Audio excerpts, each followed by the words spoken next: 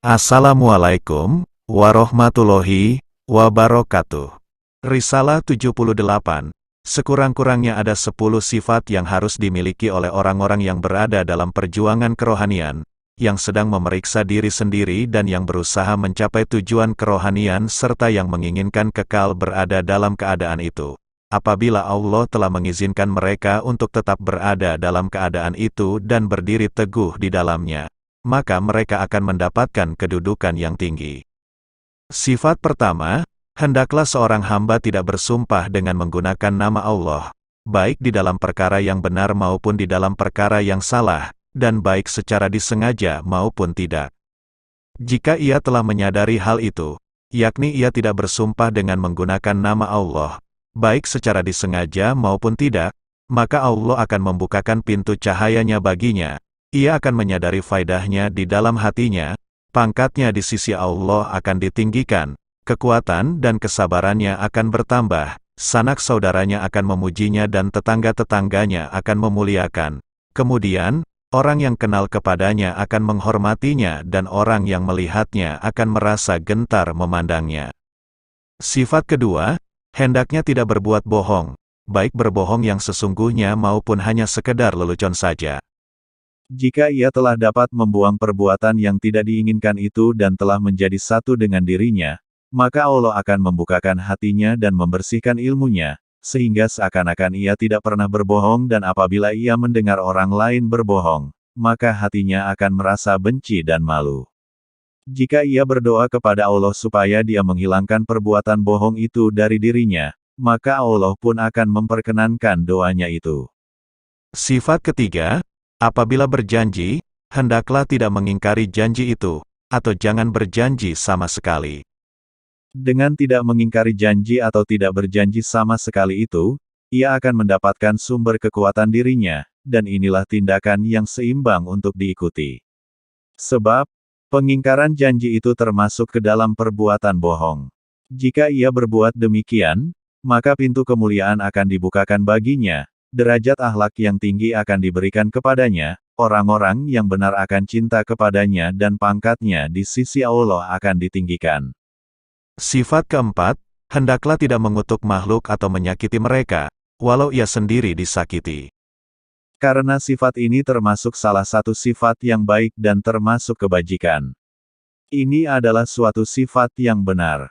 Jika seorang hamba bertindak berlandaskan pada sifat ini, maka ia akan berakhir dengan kehidupan yang baik di bawah lindungan ilahi. Allah akan menyediakan pangkat kerohanian yang tinggi untuknya. Ia akan dipelihara dari jatuh ke lembah kebinasaan dan dari kejahatan manusia, dan Allah akan mengkaruniakan rahmat dan kedekatan kepadanya.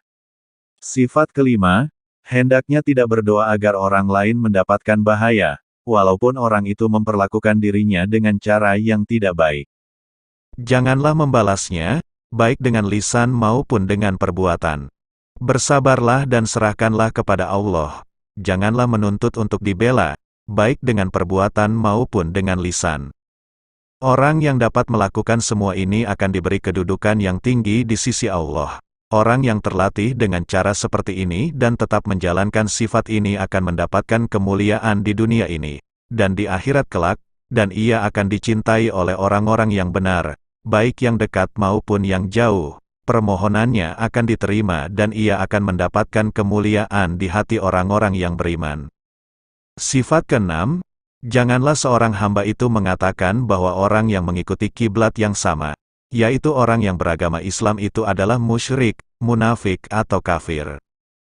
Jika kamu tidak mengkafirkan, memunafikkan atau memusyrikkan seseorang, maka itu menunjukkan bahwa kamu mengikuti sunnah Nabi besar Muhammad Shallallahu Alaihi Wasallam, menjauhkan diri kamu dari berbuat kekacauan dalam perkara yang hanya diketahui oleh Allah saja dan menjauhkan diri dari siksaannya, serta Allah akan mendekatkan kamu kepada rahmat dan keridaan-Nya.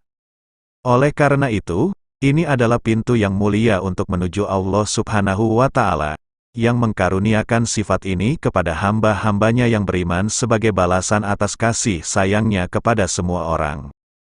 Sifat ketujuh, hendaklah seorang hamba itu menghindarkan dirinya dari perkara dosa, baik secara lahir maupun secara batin, dan juga menjauhkan anggota badannya dari melakukan perbuatan dosa. Dengan demikian, hatinya dan juga seluruh anggota tubuhnya akan mendapatkan karunia Allah di dalam dunia ini dan karunia yang disediakan untuknya di akhirat kelak. Kita berharap semoga Allah memberikan sifat ini kepada kita dan membuang segala hawa nafsu keduniaan dari hati kita.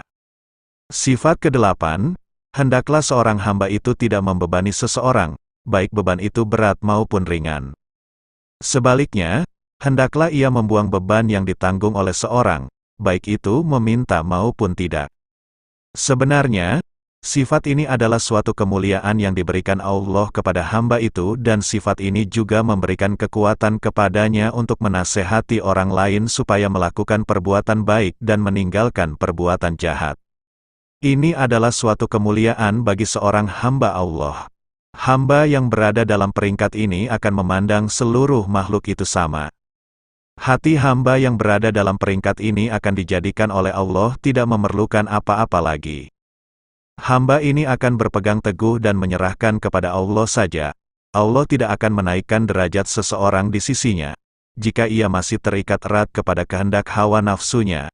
Menurut pandangan orang yang berada dalam peringkat ini, semua makhluk itu adalah sama dan mempunyai hak yang sama. Inilah pintu kemuliaan bagi orang mukmin dan orang-orang yang saleh, dan inilah pintu yang sangat dekat kepada keikhlasan. Sifat ke-9, hendaknya seorang hamba itu tidak mengharapkan pertolongan manusia dan juga hatinya tidak menginginkan mulia. Hamba ini tidak memerlukan apa-apa lagi. Inilah kebaikan yang besar keyakinan dan kebergantungan yang erat kepada Allah. Inilah salah satu di antara pintu-pintu tawakal kepada Allah yang menghantarkan seseorang untuk takut kepadanya. Ini menunjukkan kesempurnaan amal agamanya. Dan ini adalah tanda yang menunjukkan hubungannya yang langsung dengan Allah Subhanahu wa Ta'ala. Sifat ke-10, ialah merendahkan diri, yaitu tidak merasa bangga dan membesarkan diri. Dengan sifat ini, kedudukan seseorang akan ditinggikan dan dimuliakan oleh Allah. Ia akan disempurnakan di sisi Allah dan juga di sisi manusia. Ia diberi kekuasaan untuk mendapatkan kehendaknya dalam urusan keduniaan dan keakhiratan. Sifat ini merupakan akar dan ranting bagi batang kesempurnaan ketaatan kepada Allah dan ini juga merupakan penolong yang menaikkan seorang hamba ke posisi orang-orang saleh yang ridha dengan Allah di dalam kesusahan dan kesenangan. Dan inilah kesempurnaan waro di dalam merendahkan diri itu. Seorang hamba hanya melihat kelebihan orang lain dan ia berkata, barangkali, menurut pandangan Allah, orang itu lebih baik dan lebih mulia kedudukannya daripada aku. Jika orang itu adalah orang kecil, maka hamba itu berkata, orang ini tidak bersalah kepada Allah, sedangkan aku bersalah kepadanya. Oleh karena itu, sudah barang tentu ia lebih baik daripada aku. Jika orang itu orang besar, maka ia berkata, orang ini telah menghambakan dirinya kepada Allah, sebelum aku berbuat demikian. Jika hamba itu melihat seorang yang alim, maka ia berkata, orang ini telah diberi apa yang tidak diberikan kepadaku. Ia telah mendapatkan apa yang tidak aku dapatkan. Ia mengetahui apa yang tidak aku ketahui dan ia bertindak menurut ilmu pengetahuan. Jika melihat orang jahil, maka hamba itu berkata, orang ini ingkar kepada Allah, karena ia jahil, sedangkan aku ingkar kepadanya, padahal aku berilmu. Aku tidak mengetahui bagaimana akhirnya aku, dan bagaimana akhirnya orang itu. Jika ia melihat orang kafir, maka ia berkata, aku tidak tahu.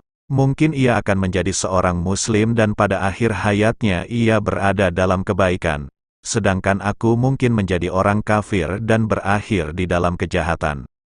Inilah pintu kasih sayang, pintu takut kepada Allah dan yang perlu kekal pada hamba-hamba Allah.